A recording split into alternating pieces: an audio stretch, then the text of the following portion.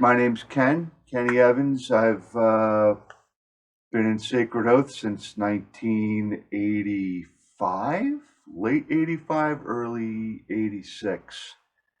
And I was the artist for the band first.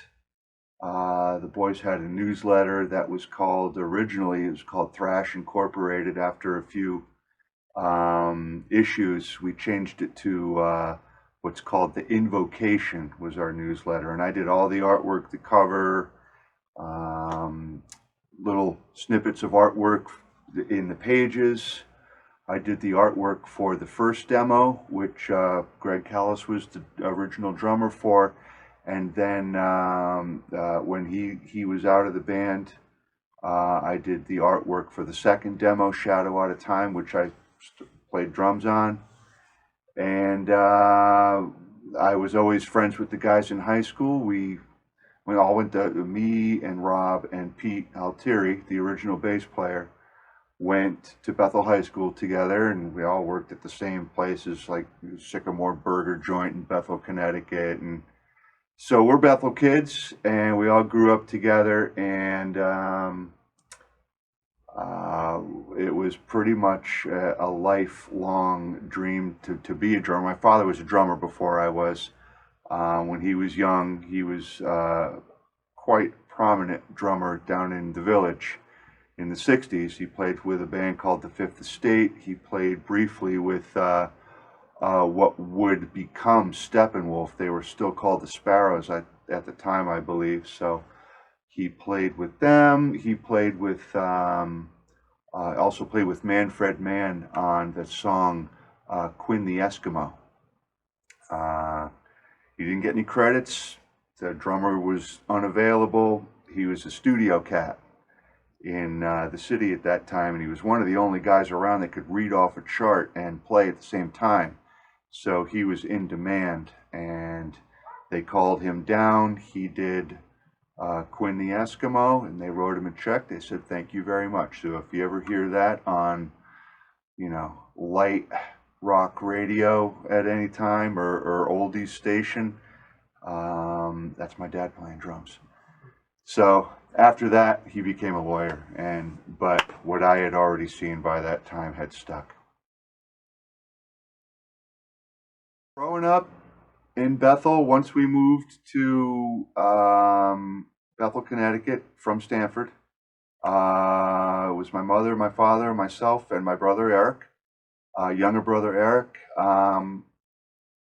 I had pretty much, so it feels like my destiny was ironclad at that point. I knew I wanted to be a drummer, the whole 9 yards. My dad became a lawyer, and it was interesting because my younger brother ended up going into law school, and he is a lawyer now. And we grew up together, played through the Bethel sports whole system there, and baseball and football, and we all played together. Even Rob, I think, was a soccer player in the Bethel sports system there. And then we all met in Bethel High School, and all became best friends almost immediately. It was me and Rob and Pete, and our original guitar player for our first cover band was called Wolfbane, and we did the staples. We did Rock You Like a Hurricane, we did Crazy Train, we did Flight of Icarus, and Paranoid, the fun stuff. It was 1984, and so we were cutting our teeth on cover tunes, and while all the other bands were U2 cover bands or the Police cover bands, here was a little bunch of weirdos like us going out there, and we all had the little bracelets and everything, and it was fun. So we had a good time, but we turned it into something a little bit more. I had just graduated high school, and I think Rob was still in high school. Pete was, I think he was out by 1 year, and they started up Sacred Oath. I remember when Rob and Pete were trying to think of a name for the band in the Bethel High School cafeteria. And I remember one of the names Pete wanted was maybe Iron Cross or something like that. And Sacred Oath was one of the other ones, and Sacred Oath was the name that stuck. The boys were down with that, and we parted ways with Greg Lutz, who unfortunately is no longer with us. He was a great guitar player. He was your prototypical Randy Rhoads player, and was excellent at it. But unfortunately, he's not with us anymore. Well, Pete was in some of my classes at school. Um, Pete was and is a very intelligent guy, very smart. He was taking calculus and trigonometry, and I'm like, you go, boy. Rob also was, but it just ever the overabundance of energy. Rob was always popping the effervescent with the, but in a good way, and it showed in his music. It came out in his performances, and really almost still to this day, he'll always be Rob. One of my first memories of Rob was being in algebra class and I hear and running around the hallways, and behind running around the hallways was a kid with curly hair with the denim jacket with the sleeves cut off, and then was a teacher. Come back here, Rob Valpentesta, please report to the office. And that was probably one of my first memories of Rob at school. And he was always incredibly intelligent, also very, almost genius. Into both of them, both Pete and Rob were just really smart guys. But Rob was just almost an uncontainable type of person, and that was one of my first memories of Rob. And but then we met, and we had the same musical tastes, pretty much. He was a Priest and Ozzy and Ronnie Dio, a Maiden guy, and I was a Kiss and Sabbath and Maiden and type of guy. And Pete liked the heavier stuff. He discovered the Metallica. He brought in the Merciful Fate, and we were like, you can't talk about the devil like that. He's just right out singing that he loves Satan. So that was some of my earliest experiences with Pete.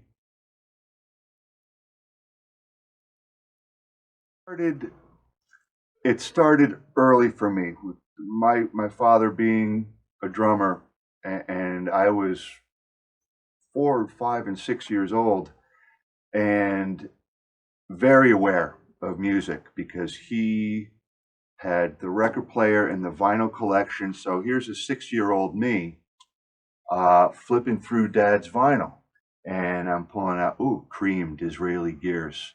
I'm pulling out Meet the Beatles, Stones record, Crosby, Stills and Nash and Young, and the Who, and I saw, I think, was it Live at Leeds, and listening to Keith Moon's playing was just like, John Bonham, very doom da boom doom doom da, and here's Keith Moon on like Heaven and Hell from Live at Leeds, and it's just chaos, controlled chaos, and the band hung with him. So early on for me, it was very much discovering Ginger Baker, John Bonham, obviously, Keith Moon, the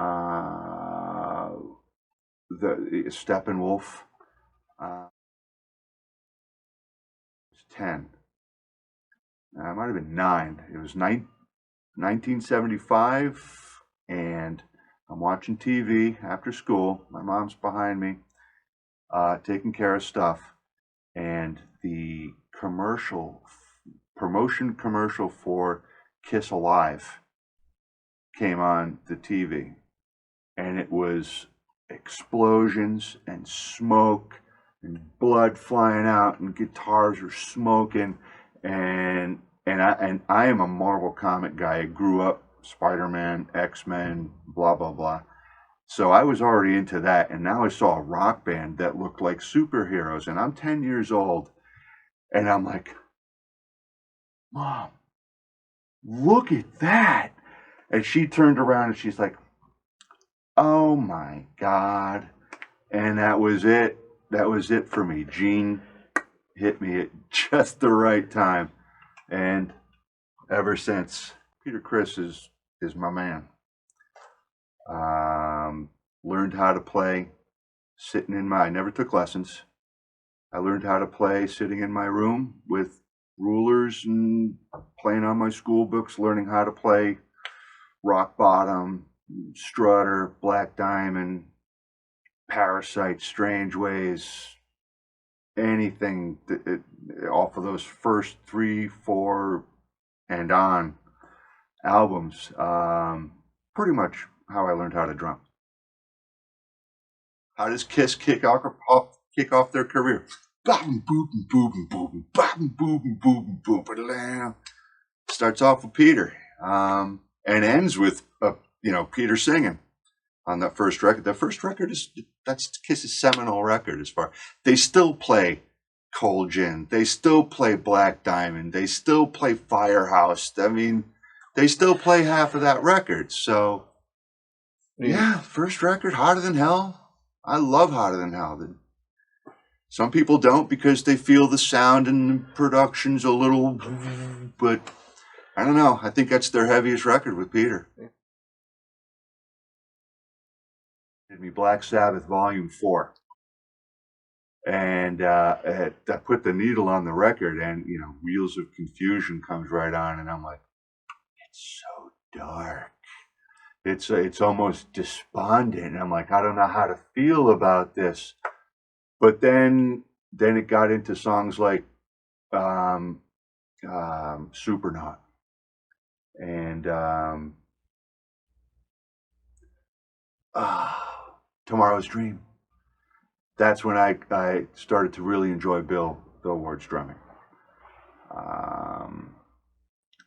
Different style than Peter. Peter, straightforward, maybe with a touch of a jazz type of thing. I know he was a Gene Krupa man. My dad was a Gene Krupa man, Gene Krupa and Buddy Rich. But it really showed with Billy Ward. And Bill put that largely, and everybody knows that Black Sabbath started off as a blues jam band when they were kids. But Billy held on to it. And it really showed in certain areas, especially, the center of Sweetleaf, things like that, where he's doing jazz blues solos in the middle of Black Sabbath songs. And that really started to make me drool a little bit. I'm like, oh, so you can do more than just go boom, bop, boom, boom, bop type of thing. And that's when I started to move on from my Kiss fever. And Van Halen came out in '78 and blew everything out of the water. And Alex, and then I discovered Maiden. Around January of '86. It was one demo. They had the first demo, 3 songs, Ferryman's, Battle Cry, and Prophecy. And they were writing other songs. Rob had already wrote songs like Unholy Man, which appears on Darkness Visible. A lot of the songs from that transitionary period ended up on Darkness Visible. Unholy Man and Queen of the Night, which is a great tune. The Golden Dawn. So those songs were written right at in the end. Rising from the Grave were written right after the first demo, and were written partially through Greg Callis's tenure.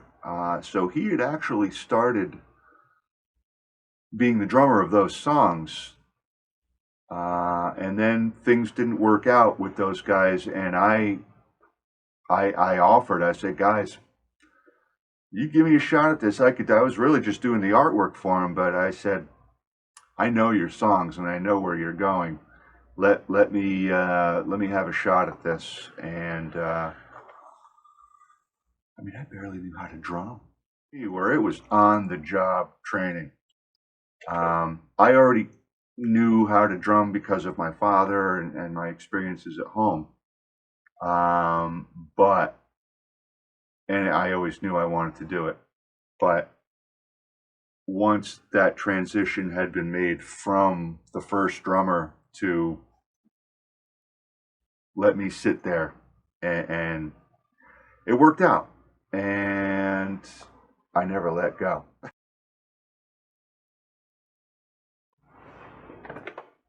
Walking into a pre-existing condition with Rob and Pete and their old drummer Greg, I was a huge fan of Greg.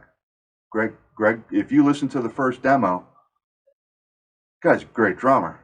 And I was at the practices and I wanted to make sure the feel, because they were writing great songs. Pete and Rob were writing great material. And what Greg was putting down to it, I wanted it to stay because it was what the song called for.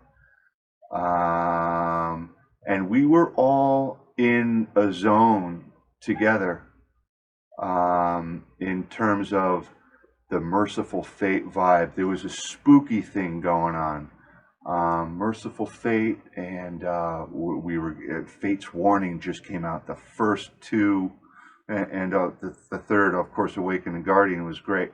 But the first two Fate's Warning albums were raw and emotive, and it that whole era of you can include Maiden in it, but they had already ascended to a height that's amazing. But Merciful Fate had underground feel. Fate's Warning had that underground feel, but there was starting to get a little bit of a progressive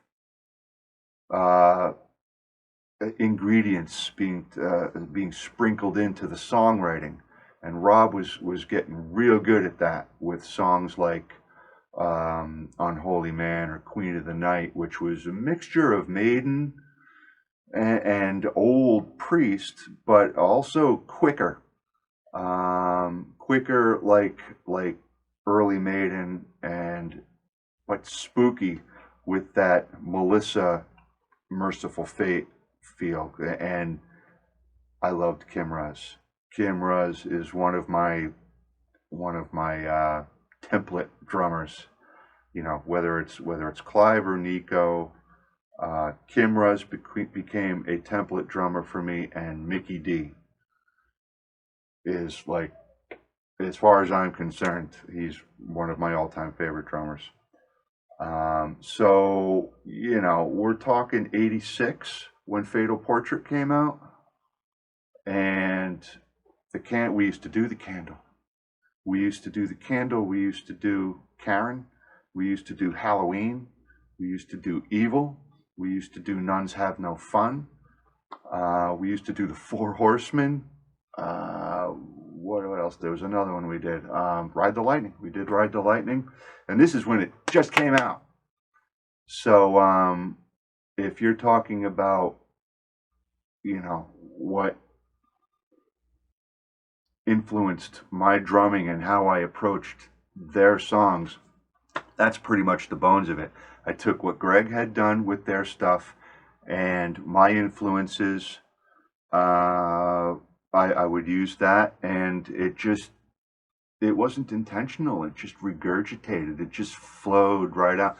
It was such an organic way of creating music with your friends.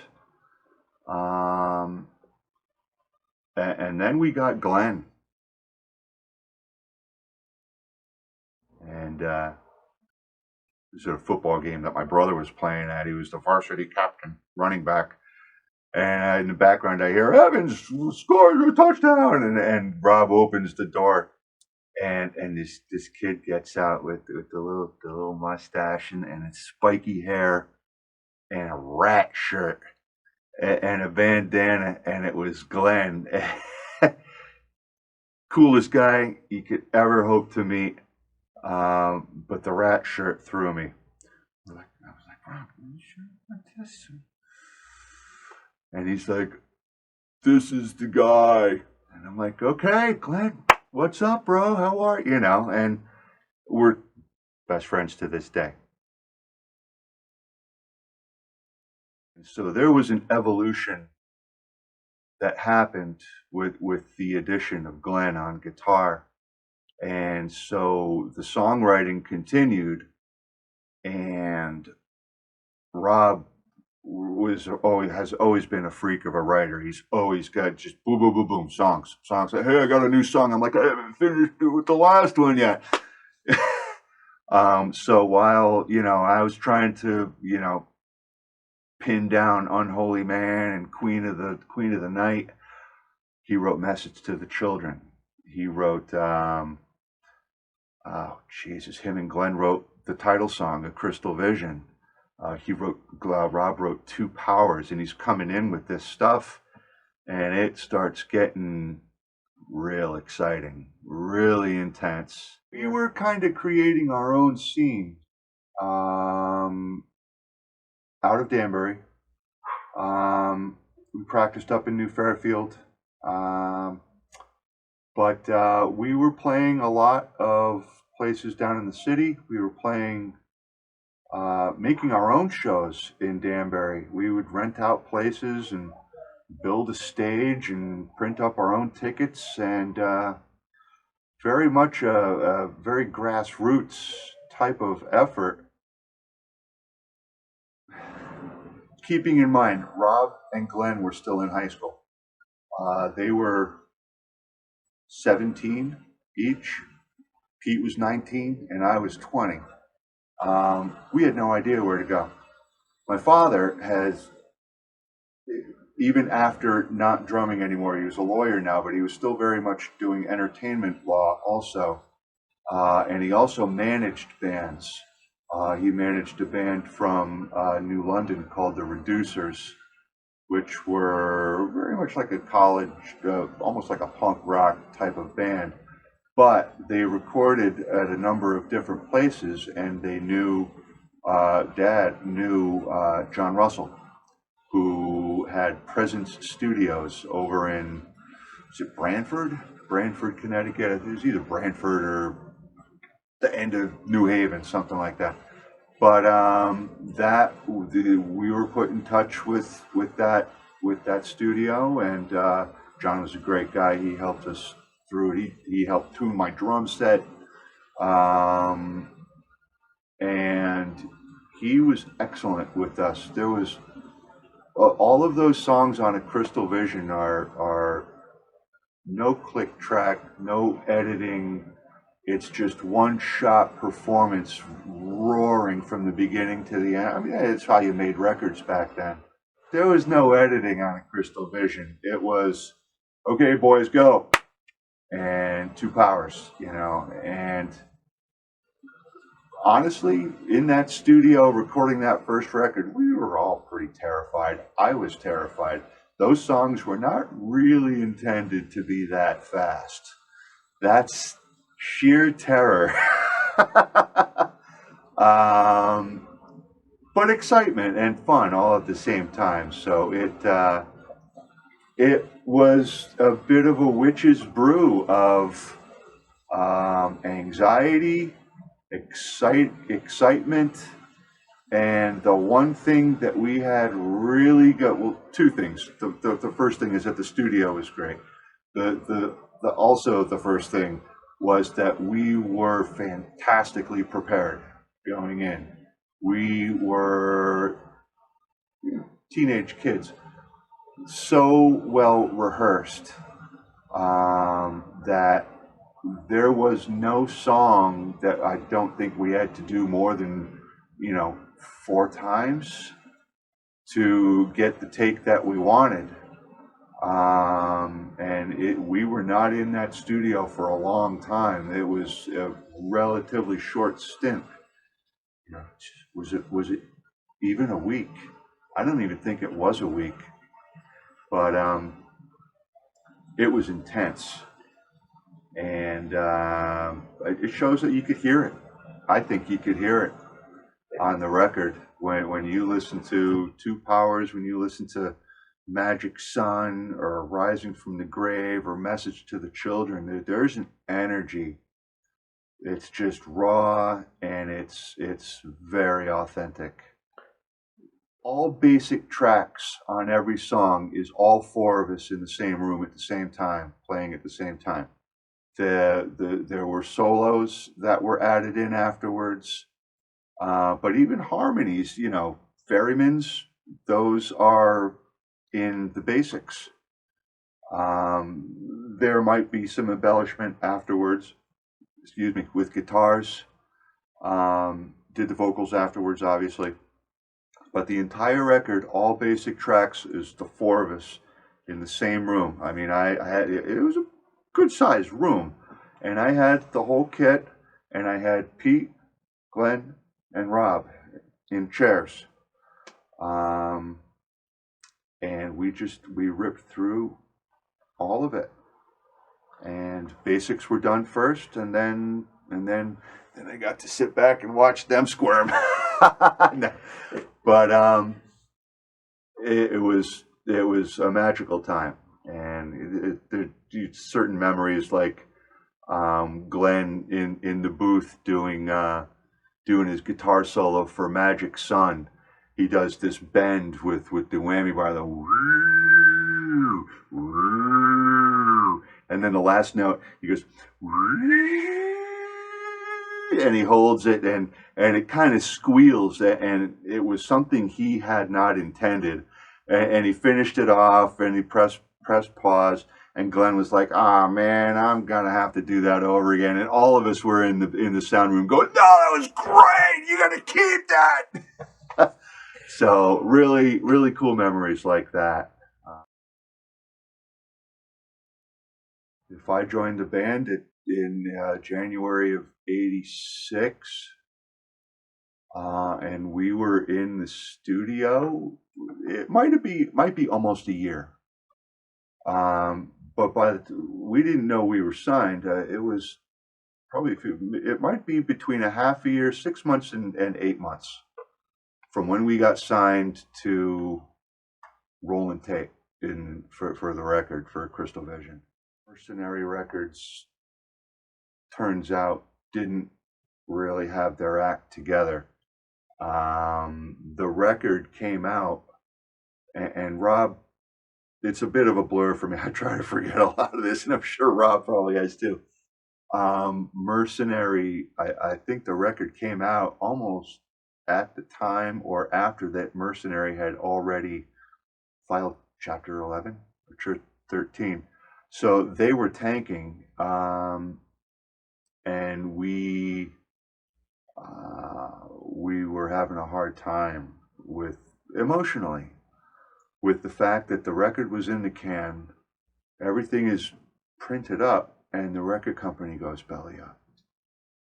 And that's when there started to be fractures. Because we really kind of disbanded in '89, and '89 to me, there was things going on like Europe and Poison, and it was just so shiny and hairspray that I was like, "Oh, I don't want to do this." And then The next year, because me and Glenn and Rob, after the band kind of splintered, the three of us stayed together and did a band called Accelerate, and we packed up and we moved to Hollywood, and where we lived together for we got a new bass player, Kirk Shearer, and we did what kids do. You go out to Hollywood and try and make it as a rock band. And we got there, and no sooner did we unpack, did everything change. From whether it was, cut off denim jackets or if it was spandex, all of a sudden it was combat boots and it was flannels. And I used to work at a Tower Records, and I remember them taking down the big giant whole side of the building album cover of Queensryche and putting up Alice in Chains' Dirt. And I was like, it's over. I can't say Dirt. It wasn't Dirt. It was Nevermind. It was Nevermind, because Dirt was probably a year or two later. And the styles just changed in a week. And it went from Poison and Europe, and then it moved into Nirvana and Soundgarden. And that was an eye-opening thing when you move out there to accomplish something, and you already have your template, and now, oh boy. The next February, he calls me up. It's like, hey, you want to record Darkness Visible? I'm like, yeah, I've been waiting for 15 years to record Darkness. He's like, good. Aaron's going away for the weekend. Come on over. I'm like, whoa. Rehearsals? I haven't even played these songs. He's like, you can come over on Thursday night and see if you could play these songs. And I think we played Battle Cry. I think we played, I think I tried to do Calm Before the Storm and Queen of the Night, but he's like, okay, you're good. We'll be fine. And I recorded all the basic drums to those songs. No, it wasn't digital. It wasn't the Pro Tools thing. From beginning to end, all the songs, by myself in that great room at Rob's studio. Full performances without editing or anything like that. And I had practice tapes from Glenn's basement from 1988 and 1989 of when we had first written these songs. Grave Danger had actually turned into Death is Inevitable. And I had practice tapes of Words Upon the Stone. So I just binged for a week on memorizing the structure of the songs. And I went to Rob's house and I played them all the way through. And he recorded them, and a month or two later, he's like, I got everything done. Pete's flying in. Oh, no. I take that back. Pete did his bass tracks from his place in Chicago. And Glenn did his solos. Glenn came in and did his solos. And finally, after 15 years, the band's second album came out. We never let go. Rob, it's Rob's baby. He is the one who has taken all the risk. Rob's the one who puts amazing amounts of time sitting up in that studio with the mouse, 2 o'clock in the morning, mixing. God bless him. But the project has existed because of his love for the music, his love for the band, and I also, it's always been part of my soul, that this band. I was in California in 1993 and 1992, working in record stores, and I'm painting a denim jacket and I'm painting Sacred Oath. I mean, the band had been broken up for 2 or 3 years already, and I'm painting Sacred Oath on the back of my jacket at work. And people were like, "Hey, who's that band?" I was like, "That's my band." What, you're in Sacred Oath? I'm like, "Yeah, we're not together anymore. It's a long story." So I've pretty much always had been waiting for that phone call from Rob, and was pretty much ready for it. You know, I had always listened to the band's practice tapes because it was great stuff. It needed to be released so that anybody who is interested can listen to it. Because Words Upon the Stone, Queen of the Night, Calm Before the Storm, just great songs. Hey man, I didn't write it.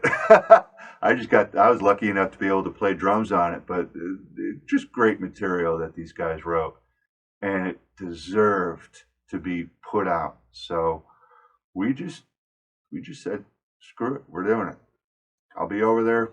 I'll be over there Saturday and set up the kit, and I tore the kit down Sunday night, and it was done. We went to we toured in Europe. We did the Kit Festival in Germany, and that was a lot of fun. We had a great time. Um, we did. We were fortunate enough to get a live album out of that, Till Death Do Us Part. That's with Scott Waite. And Glenn couldn't do it, so we got Billy Smith. Billy's been with us ever since. And Scott from Rob's other band, Soundscape, came on board, and he did the tour with us. And he also did the next record with us, the self-titled album, which was a real big push for us. We we had one of our main songs, Counting Zeros. We did an MTV video for. We did an MTV interview with our buddy Roger, and that was an exciting time for us all. The whole thing's been exciting, really, but that was a big push. Making that record, songs like Voodoo Dolls and Paradise Lost and Counting Zeros, just more doing our best to continue to add quality, hoping for iconic type of feeling music to our catalog. So we got very good at making music not in the same room. And World on Fire is a bit of a study in that. The songs, from a drummer's standpoint, Rob and I have always been just so on the same page that there was a lot of trust where he wouldn't even question me on, hey, I think this part here, if you probably should do something different. I don't know that I can remember any time that he's approached me with that's not what I was thinking. It was always, yep, sounds great.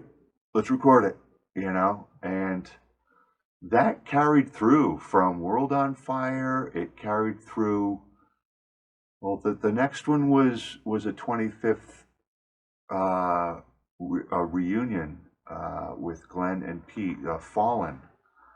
But really largely the same process of recording these records carried through from World on Fire, Fallen, Raven Song, 12 Bells.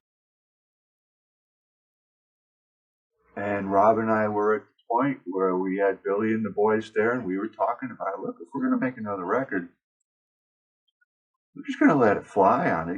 There's no more rules. Let's just use everything that is available to us.